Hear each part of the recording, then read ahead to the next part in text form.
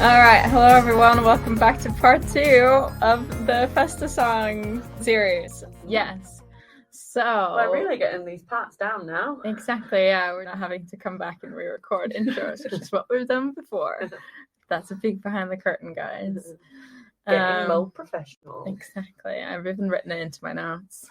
So yeah, just taken it to a different level. We are back to talk about Festa songs. So this next song, let's get straight into 2017. That's RM and V. So that's for you. Me? Yeah. So I took the RM and V song, which is called 4 O'Clock. Maybe we should go over our biases again, actually. Maybe I feel like we're quite clear, but we haven't done that since like episode whatever. If anyone doesn't know, I'm Sugar, Leon's RM. And Natasha's JK. JK, yeah. So I took 4 O'Clock. Yes. It came out in 2017 and it was written and produced by both RM and V together. I was happy to take this one because, as some of you who listened to the You Never Walk Alone episode, I've been having intrusive V thoughts for quite a while now. I'd say V might be my second record. Okay. After Hobie, but with Hobie gone. Who knows what's happening? The song's called 4 O'Clock. It is inspired by V waiting at 4 a.m. for one of his friends. Maybe Jimin. Often Jimin. Yeah. It's a soulful song that talks about the early morning just before dawn, a time he would often spend sitting, waiting in the park to meet friends, in particular, fellow BTS member Jimin. Mm-hmm. The concept of it, 4 a.m. Yeah. Is it late night or early morning? They had like different schedules, so they would sleep whenever they had time, I think. That's why Yoongi said that he now sleeps. He said that he got used to the idle schedule, which is why he now only sleeps 3 hours a night, and then he finds time to sleep like between working whenever he's got 20 minutes, half an hour, 2 hours, whatever. So they had schedules that meant that they were up and awake and not awake at different times. I guess that's why he said sometimes I waited for Jimin, but if Jimin's schedule didn't match with that, then he'd be like waiting for someone else. Yeah, very cute. So it opens with V. He says, "One day I wrote a long, long letter to the moon. It would not be brighter than you, but I lit a small candle. Mm-hmm. At a dusky park, a nameless bird that sings. Where are you? Oh, you. Why are you crying? You and I are the only ones here. Me and you. Oh, you." Mm-hmm. Why are they crying in the park at 4 a.m.? Why are V and Jimin crying in the park? So I think on the girl that wrote the comments on, I'm assuming it's a girl again. I could be wrong because they have male and female fans, as we've established in part 1.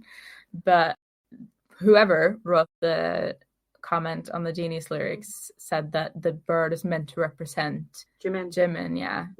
And that Tae was supporting Jimin through some unspecified physical and mental issues. And we know that he wrote the song Lie about his anxiety around this time, about a year before maybe. So yeah, maybe it's that, but then also that is a lot to interpret from why are you crying. Yeah, one of the comments on that is that V says that he wrote this after he and Jimin got into the huge fight known forever as the dumpling incident. Oh, yeah. And then they met in a park late at night to talk over what happened. Oh. And then it said it was confirmed by V in an interview that he wrote it about Jimin and their dumpling fight. Right. So it was about this big fight that they'd had. Okay. So, yeah, and then the chorus. Yeah. And V takes the first one, which is, "Following into the deep night, the sound of you singing brings the red morning. A step and another step, the dawn passes, and when the moon falls asleep, the blue shade that stayed with me disappears." Oh. Very sad. So he feels happier, right, is what I interpreted it The blue as. shade that stayed with me disappears. Yeah, so we've had this time in the park together and now I feel happier. And maybe he means that now that we've talked through this dumpling fight, I no longer have this weight on me, which is relatable, Even if you fight about something stupid, it's always nice to talk it through. We've learned that. Yeah. Over the many, many dumpling incidents of the podcast. Yeah. Because it was the whole dumpling incident, I don't know that much about it, but apparently it was about one of them, I think it was Jimin, that wanted to eat the dumplings during rehearsal, and Tae wanted to eat them after rehearsal. Or before rehearsal.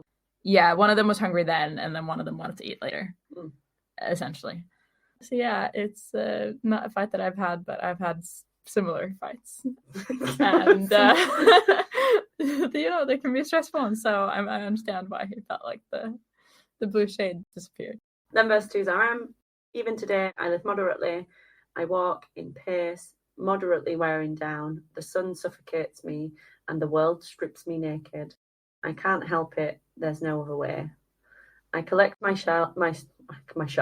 I collect myself that's shattered beneath the moonlight. I call you Moonchild. We are the children of the moon.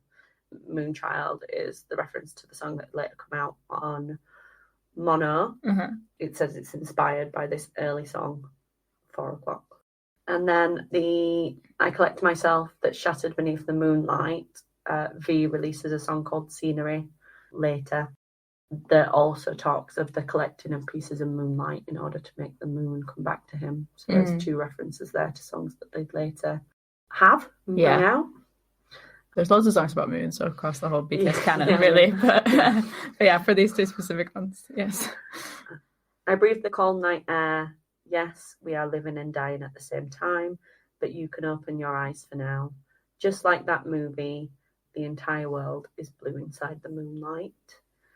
And that is a reference to the movie Moonlight, which tells the story of a young gay African-American man growing up. And one of the signature lines is, catching up all that light in moonlight, black boys look blue. Many of the main characters' moments of vulnerability and self-discovery take place under the moonlight.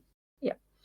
Remember, that's reference to like being out in the moon is where you're in darkness, but you're still lit up. It's where you can keep your secrets, your secret identity and your biggest fears and worries. And then we're back into the pre-chorus, which references the park and the birds singing, and where are you, oh you, which is one of my favourite vocals. Okay. Which is a really great vocal from V. No spoilers. Oh, and then it goes on to do the chorus again with RM. So RM does his vocal, Deep Night, the sun shining, and the blue shade disappears. And then you get the outro from V, which is a step and another step. The dawn passes, and when that moon falls asleep, the blue shade stayed with me. And then it's done. So this one time it doesn't disappear. It stays. Yep. With him as he's grown. I guess so. He's become one with the moon. Or he's, not being able to resolve whatever it was that was weighing him down. But I don't know. But yeah, it's a nice song. I like both the vocals, but I really like RM's vocal, especially when he gets into the slightly rappy bit where he goes like, I call you Moonchild. And I'm always like, And from the Bangtan Bomb, we know that RM wanted to just rap in it and or V just sing the vocal, and V was like, I want you to do a vocal on it. Yeah. Which is really sweet, because RM was like, no, you're clearly a better vocalist. Well, he said you should do it for the fans that like your vocals. Which, yeah. For all of us. Yeah. We're on your side, V. It's very rare that we often agree on something. As the 3 of us, maybe we found something that we do agree on, which is Aaron's vocals are 10 out of 10. What do you think of 4 o'clock? It's good. There's some nice lyrics in it. Nice vocals. It came out with Jimin and JK's cover of the Selena Gomez and Charlie Puth song. We don't talk anymore. Yes. Do you know it's like a picture of is the top of the house, and then the Jimin's picture for that one is like the window, so it makes a full image of all the stuff that they've. That Festa. Yeah. Very sweet. Anything else you want to say about this song? I liked the idea of V going to RM and being like, I've had this thought for a song. I want to write a song about Jimin, but I don't know how to do it. And then they wrote it into something. Yeah. I liked that idea of that, especially in 2017. What happened by 2017? Have they done any solo stuff by then? He's already written Stigma. But he was very excited in the Bangtan Bomb about them having written and composed it all on their own. I think because often with the other songs it's like RM and P-Dog or RM and His Noise, whatever. Adora. Yeah. So for this one it was just the 2 of them, which I think is why Babe was excited about it. I think he also says in the Bangtan Bomb that RM wrote I wrote a letter to the moon line, and then he sort of wrote on from there, at least for his own parts. But they wanted to write about this feeling that V had whilst he was waiting in the market for him. So yeah. RM keeps saying that he now just has to write the rap, so I don't think he's not written that part yet. But they keep recording the vocals and being like, "Oh, I wanted it to have this feel, but actually I think it should have this feel," and blah blah blah. So yeah, it is interesting. And then performance-wise, there is we see in the Bangtan Bomb, we see Julie in a vest before he puts his jacket on, with his little guns out. Okay. Yeah, we do. Look at him. Beautiful. Nice. Yeah. Yeah, after that, there's the performance that I could find, which is the BTS Home Party Festa 2017, where RM and V both had the plaid shirts. Yeah. They look a bit goofy. A bit like nerds. We talked about this, didn't we? We like it when they look like nerds because they're more accessible. Yeah. RM's got their suspenders. V's got the tie. Yeah. I prefer their looks when they're recording.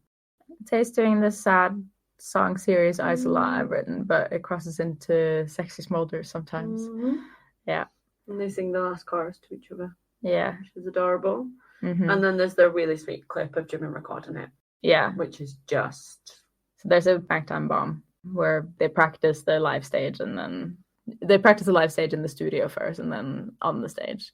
And that's when Jimin's recording it. He is, because he's an angel.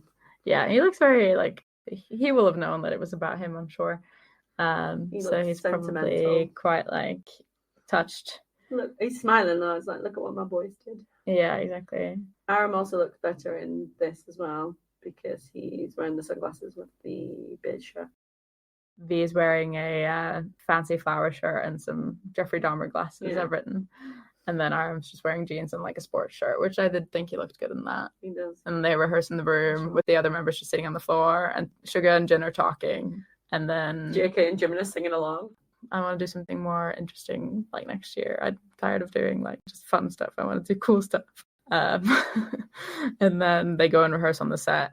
Yeah, that one's cute. Did you like it? Did like it, yes. I did find the connecting picture though. So it's So Far Away, Sugar, Jin and JK version. Oh yeah. And then the We Don't Talk Anymore and RM and V, which makes a cute. lovely picture. Oh yeah, that makes sense. That is cute. It's like a house with a big moon over it. Put it in the doc if you want to see. Yeah, do put it in the doc because I'll forget. But yeah, that is the song 4 o'clock. What a banger. That Bangtan Bomb and done that really sweet sub, which is in order to prepare a cool performance, they finish the rehearsal while exchanging opinions until the very end, which is sweet. I think it's nice to see them practice. We don't get to see them practice very much. Yeah, I think you just need to watch back the Bangtan Bomb. So there's quite a lot of them practicing, but I haven't. There's not time to sit and watch all Bangtan Bombs always. I have watched a few, but only the like random ones that YouTube suggests. I have been meaning to like sit and watch all of them, but yeah, there's just no time in the schedule like as it is. Not even finished run. I've not watched all the Bangtan Bombs that they've put out like this month. So, but I do my best. Anyway, 4 o'clock, very sweet. 4 o'clock is a nice song. Yes, I like it. Well done, R&B. R&B. R&B. What a duo. Underrated duo. What's their Taehyung. Namjoon? Because I know it's TaeJoon. But yeah, anyway. If it doesn't automatically come to us, then I'm not sure it's a well-publicized name. Maybe there's very few fanfics about it. Yeah. All right, should we move on then? This next song is by the rap line. It's called Ddaeng. I'm sure people might have heard of it. It is written by Suga, J Pearl, RM, and J Hope, and produced by Suga and J Pearl. Although you sent me something the other day to say that it had been changed to El Capitan, wasn't it? Yeah, there'd been an update on the credits. Yeah. People are suspecting maybe it might appear on Spotify or something like that, so they'd have to credit it properly. Yeah, Ddaeng should have been on Proof. Yeah, it could have been on Proof. I think the problem with Proof is that they each chose tracks. But why wouldn't you choose it? Okay. Well, hopefully we'll get it soon on Spotify. Hopefully. Yeah, there's a note on the lyric translation on Dulcet Bangtan, which is what I used, where she says that the track was revealed under the name DD Ceremony, and DD is typed like circle on a Korean keyboard, and is a shortened form of yes, okay. It often sort of implies that the sender is like indifferent or unimpressed or unbothered, kind of like sending K instead of okay. So that's how it was given to armies, K ceremony. There's a lot of double entendres and wordplays here and cultural references that are hard to translate. And the word Ddaeng has like 6-7 different meanings in the song. So we'll try and go through them. But obviously we relied on a lot of Korean sources here. So please bear with us if anything is wrong. But the song starts with the chorus where they go 1-8, 1-3, 3-8, Ddaeng. And this refers to a game which uses something called Batu cards. And the game is called Sota. And 1-8 and 1-3 are combinations of what are called bright or guang cards. And having just one of this combination, so 1-8 or 1-3, would give you a very high chance of winning the game. Any of these card combos is known as Ddaeng. And then 3-8 is the invincible combination that can't be defeated by any other combination of cards. So basically the line is saying that BTS is invincible and can't be defeated by anyone because they've got these like really good cards, essentially. They go, you wrong, you right, look carefully, Ddaeng. And here Ddaeng means wrong. So I don't know if you guys remember, but there's that Run episode where Tae MCs and they're doing like a quiz show or something, and they kept like shouting answers, and he kept being like Ddaeng when they answered wrong. And that's when I was like, oh, it means wrong, but it apparently also means everything else. And then the next line is ring the school bell, brr brr, Ddaeng. And this is meant to signify the sound of a school bell. And there's a kid's song in Korea called School Bell is Ddaeng Ddaeng Ddaeng. And ring a bell to one's life is used to describe that someone is dead figuratively, not literally, which makes it a good transition into the next line, which is, hey, this life of yours has no hope. You're dying, as in you're finished. So yeah, cool chorus. And then J-Hope goes first, and he says, hip-hop, Ddaeng, rap style, Ddaeng, just a rapper, Ddaeng, Bangtan, Ddaeng. And here they all mean wrong. So it refers to all the haters at the start of their career that didn't think that they were real hip-hop artists because they were hip-hop idols, as we talked about many times before. And everything that they were doing was just wrong. He goes on to say, but their reality is bang, worldwide bang, on top of the chart, bang, bang, Ddaeng. Here it's meant to be a bell again. And then he says, got money, woo, AP, woo. AP stands for Audemars Piguet, which is a Swiss manufacturer of luxury mechanical watches. Ooh. Yeah, so he's got that nice Rolex, watch. got the big house, big rings. Yeah, and then he says, nice house, woo, someone's dream life, woo, how about you? I like you. This success is thanks to you. Funny, right? Yeah, feeling dumbfounded, right? Honestly, why these people, are making such a fuss because you got a lot of time. Yeah. So they're hating on people who have nothing else to do, basically. And apparently the way that he says yeah also means like kid. So like a slang way of referring to someone younger. And then he says, this is your homework. If you can't solve it, your problem is Ddaeng. And here it means wrong, as in your issue is wrong. And then they said that it could also be saying undefeatable. So like the problem can't be solved because you're trying to beat BTS and they can't be defeated.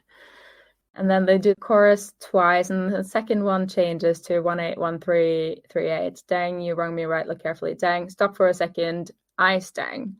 And there's a children's game, I think in English we call it freeze tag, which is called Autumn Ddaeng, where the player that is it chases the regular players, but then the players can freeze themselves by saying autumn, which means ice, and they can't be tagged by the it, but then another player can unfreeze the frozen player by tapping them and yelling Ddaeng. So that's what they're referring to here. And then Yoongi's verse, he says, from my perspective, you guys are Ddaeng. We are all Ddaeng. It said in the translation that it should mean we think you're all wrong. Whoever gets their points in this game. I'm Ddaeng, I don't give a F, is what the translation was. And the literal translation of this is whoever has a good gutball, where gutball can mean a player constantly getting good cards. And gutball is also slang for the power or influence. And there's this video that I watched. It was Ddaeng explained by a Korean guy, essentially. But when he was talking about it, he had like the blurred logos of JYP, YG, and SM like on the screen in front of him. So yeah, he's saying like whoever has a lot of influence. And this influence slang comes from the same card game where gut is the name of the combination of cards from 1 point to 9 points. So if you had 2 points, for example, you would say dulkut or like tukut. So it's the most common pairing of points you'd receive during a game. But a Ddaeng is a much rarer pairing and is worth more than all of the kuts. So even if you have 9 kuts, a Ddaeng is better. Mm-hmm. So he's saying that you can have as many kuts, like as much influence as you want, but I'm worth more because I'm Ddaeng. And then he says, 100 bay, 100 bay, 100 bay, Ddaeng, which I always thought was honeybee. But, honeybee. Yeah. In Come Back Home, which is BTS remake of Taehyung and Boys' 1995 song of the same title, RM raps 100 band, 100 band, 100 band, which means $100,000. The same lyrics can also be found in Childish Gambino's This Is America, which apparently was their favorite, was one of the like BTS's favorite songs around this time. So then he's saying this song is the shit bae. The word dong, which means shit, is actually a nickname for the November cards of Watu, which is again the same card game. All the cards are linked to different months. November cards have udong namu, which are paulonia trees pictured on them, and that's why they call them dong as like slang. And November cards are considered desirable because there is one Guang card and one regular card that gives you 2 points instead of 1 if you play the game. So he's saying this song is the ship Bae because he's referring to this card game where you get an extra point. Though you would be super annoyed, Bae, all your claims are right, Bae, we're failing. As in, like, if this is what you call failing, then yeah, we're failing. Billboard is all thanks to you, Bae. There's no one above us because we're failing, thanks. So your haters made us work harder and be better, which he's talked about that quite a lot, how the haters sort of motivate him. And then he says, thank you, thank you, thank you. Thank you for looking down on us until now. Thanks to you, Stadium, Dome, Billboard. We earned so many things thanks to you. Friends from small companies, as in who are hating on us. I hope you become big companies soon. We'll fail again as you wish. So I hope you keep worrying about us. The end. And for the end bit, he spelt it as kut, which again refers to lower value cards. So he could be saying, keep worrying about us, you lower worth beings. So very clever, a lot about these cards. They do the chorus twice again, and then RM goes, the sound when the cashier is checking me out, Ddaeng, which is the bell sound. I liked it when I was young, Ice Ddaeng, which is this freeze tag game. I'm Ding Dong, you're Ddaeng. According to Joseph Bangtan, he's referring to a quiz show where ding dong is like a xylophone sound when an answer is correct, and deng is the sound that you would get if the answer is wrong. Oh. So he's saying I'm correct and you're wrong. So here it means both wrong and the bell sound. Then he says, your cards are mediocre, I'm Ddaeng. Again, he's referring to this card game. The literal translation is you're 7 kut, as in you have 7 points. I'm Ddaeng. Again, Ddaeng would be superior. Sleeping after eating ramen, he says next. The face gets puffy, Ddaeng. And teng teng is an exaggerated form of ting ting, which is used to describe swollen eyes, face, or body. So it's like a slang term for when your face gets puffy, essentially. Dregs, do your tang. So here it means like tang. And then he says, look at me, I'm your air tang. You're dope, you're cool. Tang, air thing. Everything. Yeah. Air tang. You're dope, you're cool. I'm at a loss for words, and loss for words is geoltang. It's this slang word again for describing a situation where you find something so ridiculous that you're lost for words. And then he goes on to this next part, which is, even if I just stutter because I'm so dumbfounded, please excuse me. I'm rather a poor talker. But still, I try to talk rather rightly, but my mouth keeps getting crooked because I like it so much. So he's stuttering, but I think it means clearly I'm so bad at rapping, just like you say, but I'll just keep doing it because I like it so much. Which obviously it's ironic because RM is not a poor talker or a bad rapper. And then he says, rappers who don't even have haters, just shut up. Where on earth are your haters? So I'm like, no one's bothering to hate on you. Cleanse your eyes, wash your face, and look into the mirror. Right there, they're breathing, you're a hater. So you're your own hater because you've created this grief for yourself. And then he says, we celebrate rather than being celebrities. We only step on the accelerator, no break. Who do you think you are to approve me? Frogs that are living up to their name to die in the well. I will sincerely pray. So this refers to the story about a frog that lived in a well and thought that the well was the entire world. So he's narrow-sighted and thinks that he's like the best because there's no one else in the well. And he also says geguri, which means frog. No, he says geguritur, which means frogs, but it resembles a slag term, gegurita, which means fucking lame. So, yeah. And then he says Ddaeng. And here it means done or finished. And then they do 2 choruses again, and that's the end of the song. It is a long piece to explain, but it's really cool, I think. Do you guys like the song?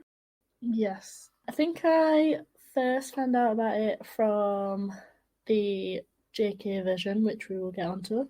The part I like in particular is though where it's like, do your thing. Listening to JK say it, I'm like, oh, and then you listen to RM say it, you're like, oh, it's so good. It's not like he's made it sound better, like they both sound just as good. Yeah, so, definitely. Scroll back, listen to it again, listen to it again. Oh. Well, that's pretty cool, I think, just because like it's the only wordplay that you can just instinctively understand as like a non-Korean speaker. So that bit's always stood out to me as well. Do you like it?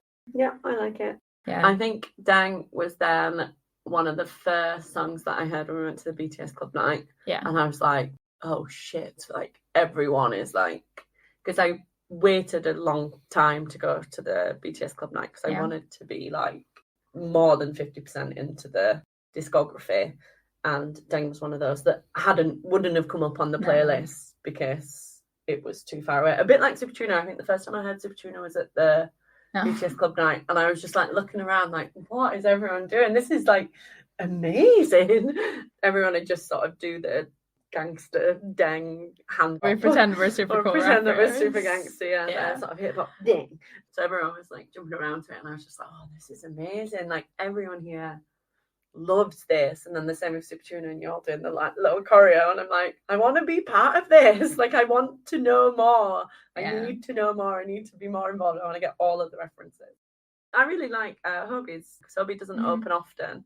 It really slaps. But having seen the lyrics now, they are wonderfully complicated and hatery. Yeah. And I think Ddaeng's got some of the sort of idol digital vibes. They wear the handbox. Yeah. Like, I think the guy in the explainer video said that it was traditional and trap beats or something like that. But, it sounds very different to a lot of other pop songs in general, and really brings that out. Yeah, it's like a specific instrument that you think that must be. Something like that. I think it does a really good job of blending the genres. So yeah, and the boys love it. When you were at Youngie, I was flying the next day, and I was like, I'm not going to watch the concert. And then one of our friends ended up sending us some TikTok links. It was 3 a.m. My flight was in like 7 hours.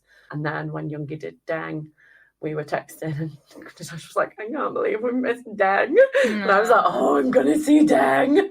Yeah. And he did a brilliant job with his verse. It's a brilliant song. It is, yeah, it's really good. I think I should find the name of the guy in these explainer videos. Apologies to you if that I haven't found it. I'll put the link to the video in the doc. So the explainer guy said like it's effective as a hater song because it doesn't use any like you guys fucking suck, like any of that language. It's just really clever about building them up, and it doesn't really drag anyone else down except like small things, but again, that's all like wordplay and like quite cleverly inserted. So it's like rising to a level above mentally and in terms of like I don't need to drag you down. I think it oozes of swag and like just assuredness and confidence. So yeah, it like hits a new level. Is the guy you're on about DK TV? Yes, so it's either David or Danny Kim. Okay. Yes. It's just like, I know. Yeah, I know. I listen to the podcast. They've got a podcast. Oh, I think it's called Korean Pizza Club. They've not got many episodes, but it's good. It's a good insight on like Korean culture. Okay, and, like, cool. Young teens, Yeah. young adults. I do like that. I'd say I like RM's part because like it's like the sexy whisper. Yeah, he's very calm in it because he's moved so far from his like shouty rap. He's not angry. No. You need to have like both earphones in and to just like turn it up just a little bit too loud and just have him like whispering in your ear. Yeah. Just, oh. Stop being creepy about RM when I'm sat right here. That's for me to do. Yeah. He's kind of, I guess, like a cipher. Yeah. Which they stopped the last ciphers in Wings. Yeah. Which should be before this. Maybe Ddaeng is Cypher Part V. Maybe that's well, actually, on the links that you linked, he's in it. Yeah, he's fanboying exactly, his ass off. That's why people were like, "Why is it being the ciphers?" I know. He loves it. But then he tried to do it, and it was like, It was terrible. okay, never mind. He's not terrible. He's just not. He's not rap line. He's not rap line, and there's a reason. Let's put it that way. No, I have written that it's a crime that it's not on streaming services. So it's just please sort that out, Hype. If you're about to, then I will retract that. But actually, I'd like a rap line version and a vocal line version, please. Oh, you want the vocal line version as well? I do. Yeah, I enjoy both. If JK wants to do all the verses, though, that's okay. Vocal line JK solo. Yeah. If anyone wants to disagree with that, feel Jimin free. does a good job. Jimin does, yeah.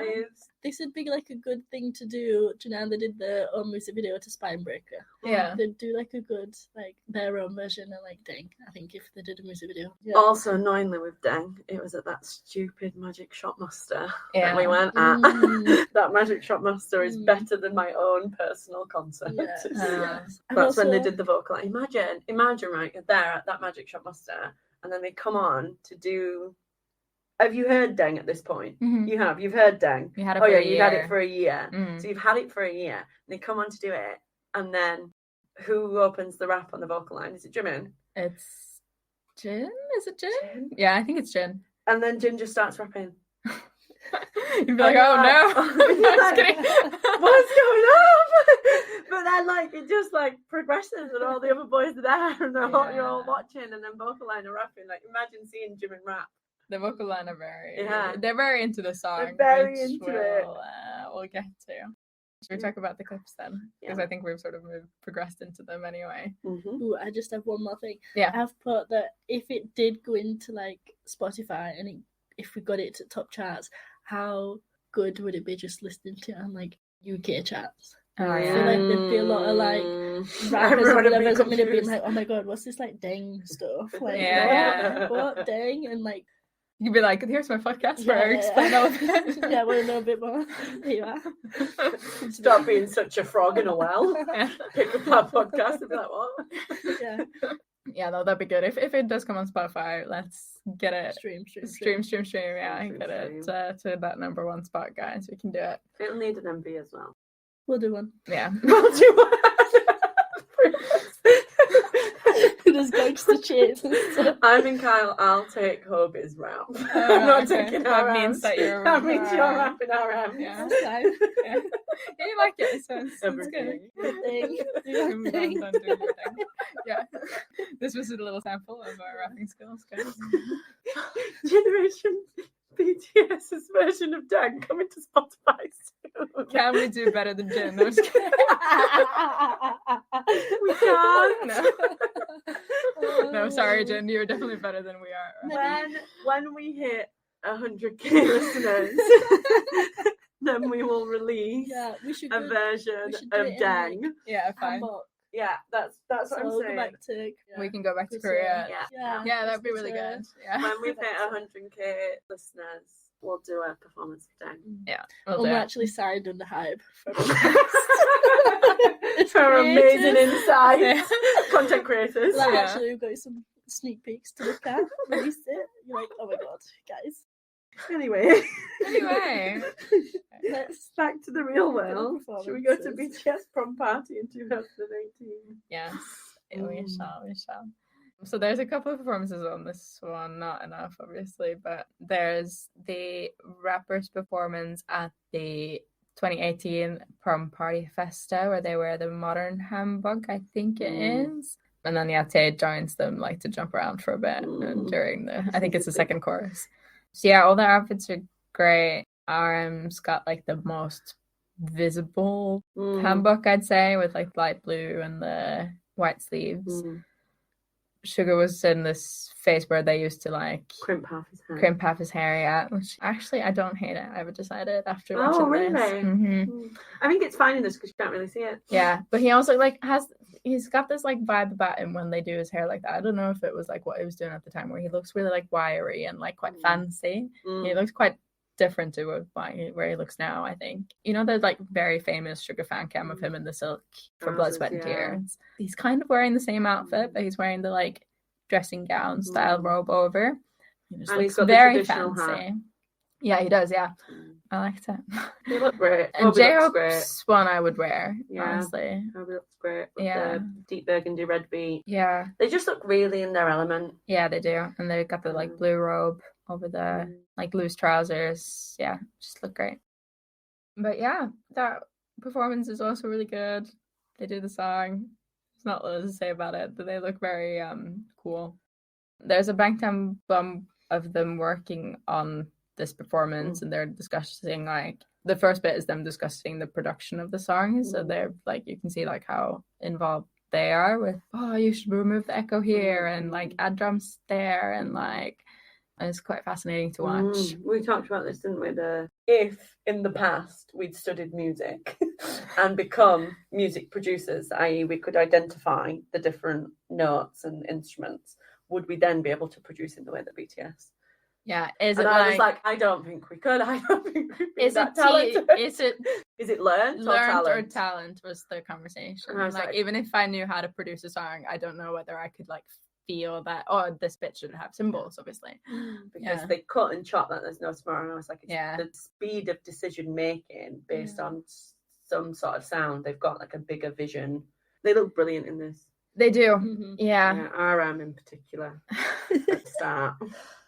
I don't think we needed to go over our biases again. Just say RM bias. He looks brilliant in that blue shirt with his beanie, and he looks a bit angry. Yeah. But he's not, he's concentrating. Yeah. Which is brilliant. I think this is another one where I don't mind Iggy's hair. It's like I think it's too much here because he's in such a casual setting. Yeah, but then looks he's fully got made up. A cool outfit on. Like it's Probably lobby looks like he's just come back off holiday. Yeah, he does. Just walked off the plane with his like Hawaiian shirt and his snapback. Yeah, he looks very Hobie. Yeah, it's cool. They are rehearsing it when they do it in like the rehearsal room. Jimin's jumping around the whole time, and then V joins him. Like V's making all his facial expression, but like, "Oh my god, this is the best thing in the whole world." And then they do it once, and Jimin's like, "Again." One more time. And then they do it again. And there's a bit where like Sugar starts his verse where he's sat on the ground and everyone's like, "Oh, you're tired. This young's tired." And then they do it again. And even then, Jimin's like, again, one more time. Yeah, it's very sweet. Hobie's in shorts and his thighs are lovely. Okay, good. Yeah, noted. Nice. Jimin's wearing a hat that sometimes makes him look like a pretty princess. He like pulls it down over his Have you seen that one video of RM in shorts? No, but I've heard there's a new dance practice, never before seen. Wow. Might be coming out for Festa, and apparently he's wearing shorts. Wow. I will have to go away and watch it. Yeah. Tonight. Just we'll put it in the doc. For the views. We'll put it in the doc. We've not seen RM in shorts in ages. No, he's a suit guy. Yeah, he is. Yeah. I prefer when he's a short. Those Fam, friggin' every time I come into an episode and I'm like, this is the one where I'm not going to be firsted. And then it just falls out like that. Yeah. I almost said Manolo Blahnik, but he's rapping Bottega Veneta. They don't do shorts. No, they don't. No. And V's got his feet out in that bag tampon. Yeah, he does. Tae's dancing V. around barefoot a lot. I wrote that down too. And then imitating RM during his verse. Mm-hmm.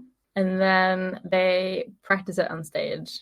And it's a good bang tempo. Can recommend. Youngie's wearing his mask. Yeah. Like in the Bepsy dance brand. Yeah. Where I'm like, fine. His hair also looks very different, but he's just practicing. That's where we want. But then there is the 2019 performance, which is a very good one, where the vocal line tried to do the verses. Jin and Jimin share J-Hope's verse, because I think in their eyes, they think they're the worst rappers, whereas Jimin's pretty okay. Jimin's pretty good. Yeah, he's quite quiet, but Jin is just funny. I think he knows that he's just being funny, yeah. I don't know if he could do better if he tried, but I also do think he's trying to make it a little bit of like a dad joke. Yeah. And Tae does Sugar's verse. He's okay. We talked about this. Some of the boys pull off swaggy. Jimin pulls off swaggy. Jin makes me confused. And he's in like a dressing gown. They're all in the gowns. I think that's the like nod to the handbook. Which would be the non-swaggy members? Jin and V. There has his moments, I think. But Jay can be swaggy, but I don't think he is in this performance. I think he is occasionally in this performance, but there's just something about him that's just like very fancy. I don't know. But obviously his like dress style and everything, it doesn't scream hip hop. If he were in a suit. Yeah. When he's popping, like moving his body, he doesn't lean forward to swag like all the other boys do. He leans back, and then I'm just worried he's going to fall over. Yeah. He's trying too hard. He's not crawling around on the floor like Young does. I think if he were to take this blazer off and have that like baggy t-shirt, because he's got like a shirt. It's a shirt, like it's a button-up shirt. Yeah, like it better. Could add more. Yeah. I think he's good at keeping to the rhythm and everything, but I just think there's something about his voice that just doesn't sound right when he's rapping. It's a little like nasal, and he's quite like shouty, like when he does the growly vocals, like it sounds like he's just trying to rap, but do the whole thing in growly vocal essentially. He's also trying too hard on the facials. That's why he doesn't look swaggy. Looking at it now, because he does like an eye roll, and he like looks to the side, and he like looks off in the distance. Yeah, he's trying. That's the problem. He's trying too hard, and that's why it doesn't come off as swag. That's what it is. That's not how swag works. Coming from the swag master. When we do our performance, Ddaeng, Liam will have a little tent where you can come visit, and she will give lessons in swag. lessons. Yeah. Private one-to-ones, just in case, you know. Coming from the swag master Dodson. Yeah. I'm literally sat here in a lace blazer. Yeah. You'd be like, Tay knows nothing about swag. The most corporate outfit I own. Talking about how Tay's not very swaggy. Sorry, Bae. Sorry, Bae. Yeah, good one. Right, and then we get to Mr. Swag, which is John Jungkook. He just nails it. He should just do a rap album. Like, he should also do a vocal album, but he also should do a rap album. I wonder if he'll rap on his solo. Yeah, I'm like a verse here and there. But he's talking quite a lot lately about his vocal cords hurting, so maybe not. He is a brilliant vocalist. Maybe if he gets a feature. Yeah. And that feature is like a different style of vocal to him, then maybe he could do like a swag rap. Yeah, I think, having watched JK rap again for like the fourth time, I think they really dropped the ball and missed a trick. I know. Like, I get he's a brilliant vocalist, but like he's the lead vocalist. I think that's the problem. Like, there's not really no one else to pick up. But like by this time, the vocalists are all really good. It's gotta be because he doesn't like doing it. Gotta be. I don't know. Because like, you come out of the school era, but surely, you know, I give Bang PD a lot of credit for being, you know, a very, very intelligent man. Yeah. You're telling me that he's not seen JK rap and been like, you should do more rapping. Maybe. I guess, I don't know. I think you have all these three amazing rappers that you have to accommodate, and I feel like JK would be like, oh, but no, he could probably. JK would be, oh no, no. Yeah, exactly. That's what I mean. He doesn't want to. We'll see at the end of the year. Exactly. Magic Step Master. It was a brilliant day. Last one of this part then is tonight. Yeah, take it away. hit 2019. Yeah. Feels very recent, although it's not really. Feels like we're almost in 2025. Yeah, exactly.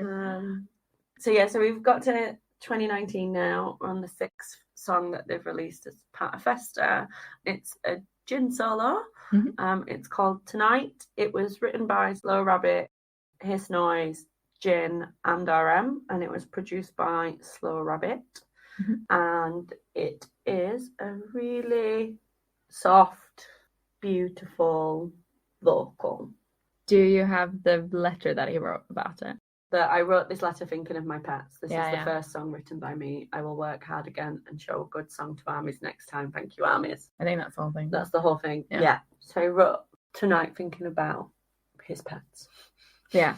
Which is, oh no, that's even worse for military because he doesn't get any pets.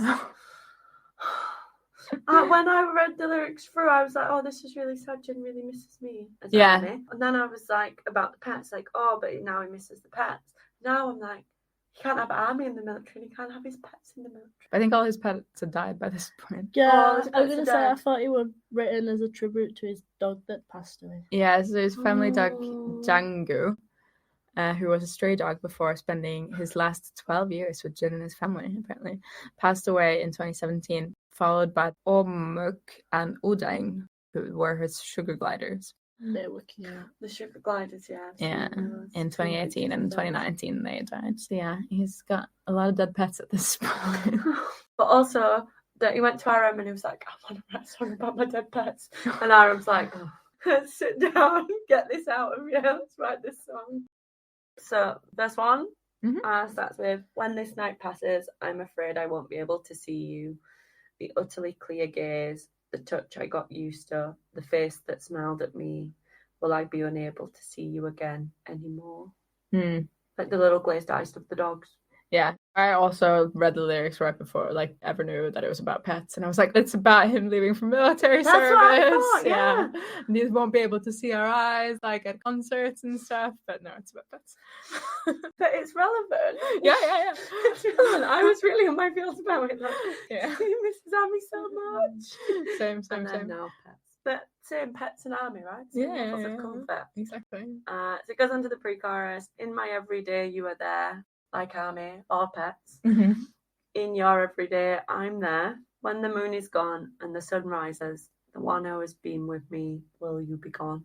Oh. Sad. Yeah, I was like, oh my god, this is definitely an Army song because he's talking about the moon being gone, and then in Map of the Soul 7, his song is it's called Moon, right? So I was like, yeah, that's clever, Jen, really clever, but no, it's not. No, maybe built from that. Maybe it was like, right, RM, so I wrote that one song about my pets. Yeah. But I've been thinking about that line about the moon. About the moon, and that reminds me of Army. So now I want to write another song about the moon and Army. Sure. Then it gets into the chorus, a really sweet vocal, very typical Jin, soft vocal. Yeah. When I close my eyes, I feel like it will remind me of the times that we were together. When I close my eyes, I feel like I will think of only the happy memories again. And that's when I was like, he's in the military with his eyes closed, thinking about all the happy times with us. This is so heartbreaking. Why have they taken Jin away? Yeah. But now he's suffered so much. Like, he's got dead pets and he's in the military. That's true. 3 years later. Yeah. And there's an interlude, which is when I close my eyes, then the chorus, and then there's the outro. When the night passes, I'm afraid I won't be able to see you. When this night passes, I'm afraid that I'll be left alone. Yeah, it is really sad. It's nice. Cute. Yeah. It's another one that not loads of lyrics. Yeah, it's a nice song. I do like it. A lot of very high-pitched vocals. He does a good job on the vocal. Yeah. And Genius Lyrics, there's a couple of comments about how people have found it comforting for grief, relatives and stuff. Some Army on there. Yeah, that is nice. Cute. It's still quite short. It is short, yeah. And quite surface. When I thought it was about Army, I was like, oh, it's so nice. But then when I thought it was about pets, I was like, right, okay. It's less nice. But like I really love my pets, and you really love your pets. And I think if you're like were gonna write a song about your pets, it would be really like emotional and stuff. But like, yeah, it feels a little more surface, which I'm not really sure why, but it just does. I feel like you wouldn't be able to, like, with the haters, you can put them to society. You can't be like, yeah, my dog used to like pee on walls, like he was a gangster. Like, you can't really compare a pet to a like someone in society or like societal like problems. Yeah, and I guess if it went too far, like, I saw you wag your tail, and now I miss you. It just sounds like, a bit silly. Sounds silly, yeah, and you want it to be sentimental. Yeah. Talking about that one thing that the dog used to do, and it's like, You used to be there and now you're gone. I got the bit about not waiting for, like, I don't want tonight to finish because tomorrow you'll be gone. I've definitely felt that line from Grief. Like, I felt like that line from when our grandma died, and not wanting that day that I was there to finish. And then it was like the next day we were all together. It was like no one wanted to leave. And we'd not, like, as the cousins, but like there was 10 of us there. I just felt like, who says, right, I'm gonna go? Because as soon as we break this, we've not all been together in years, and as soon as this moment stops, life goes on. And I remember being there and just being like, I'm so grateful that we're all here together, and we're trying to like cut through the tension, making jokes, talking about good times. I remember being really grateful that I was like back from London and I was there amongst the family. So I can really resonate with that sense of wanting time to stop, because by tomorrow you'll be in a different place. Yeah. And I think it's this is not me trying to relate to your, like, make your loss as big as mine, but when my dog died, there was obviously like, you go to the vet, you know, what's wrong with my dog, and they go, well, you know, this and this and this, we don't think it's fair or reasonable for you to like keep this suffering going, so we probably think it's time to put the dog down. I think they said like it should be this week, or it should be in the next few days or whatever.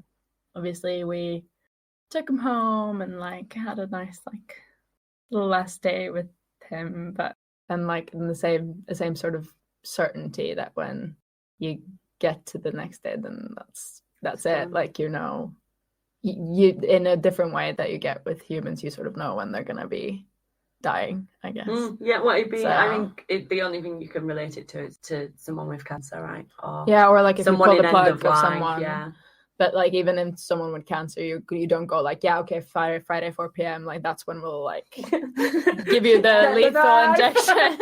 Yeah. And even then, that doesn't happen. I assume the dog was happy, right? Whereas the human, you're not. It's not like you're out walking. We're going on a last trip with Nana. We're gonna go feed the ducks, and and then tonight she's off. Yeah. Whereas the dog, because it's like a longer term condition, or you can it's going to deteriorate. You can notice that they're ill, but like especially with the breed of dog that we had, the vet said like that breed of dog especially will like pretend everything's okay because because they don't like to be like a burden or whatever. So dying inside. Yeah, exactly. So you kind of just need to trust that this like person knows that they're talking about. But yeah, it is very like thinking about it now. I'm getting very emotional. Yeah, it's actually a bit teary as well. But yeah, no, well done, Jen. We were like, this sounds so surface. It's really not that good. Yeah, but actually, there's this one line about not wanting the night to end. It's really great. Performances. There's none. Yeah. It's so good. He never performed it. Yeah, he never performed this one, but there's a clip of him singing one line from the song at the Magic Shop Master again in Seoul when he had the purple hair. He looked great. Yeah. There is a Bangtan bum of him recording the song, which is sweet. I was impressed with his falsetto I've written. I think on the high notes it sounds a bit like the mixing that they've done in the background. It sounds like it's meant to be like a little like dreamy and drawn out, so you sort of think that they might have put some effects on his voice to make it sound dreamier or like less solid, but when he sang it, I was like, no, actually, it just sounds like that. And so yeah, I was impressed with that, and he looked great with his hoodie and his blonde hair. Oh, his blonde hair. Mm-hmm. And they talked quite a lot about determining the speed of the song, and he had a lot of opinions on that. And they kept saying that it was Jin's first self-composed song. Oh. So we'll end part 2 on tears. Yeah. Tears from the group. Very emotive song from Jin. Yeah. Or maybe there's not enough songs out there about pets. No, maybe not. Maybe. I don't know. Maybe a lot of the like, oh my god, you left me love songs are actually about pets. Yeah, wow. Yeah. Who knows? We only know about this one because Jin wrote a note about it back in the day. So yeah. But anyway, I hope everyone listening is not sad about the... Yeah, if you're sad about any loss that you're experiencing, go listen to tonight. Jin's there to comfort, Jin's there to like relate to you. So yeah. And thanks for listening again to part 2. We'll be back with part 3, which is when we will do the last couple songs and the awards. So please come back for that. And I've been Christine. I've been Leanne. And I've been Natasha, and we have been Generation BTS. So sad. Oh my god.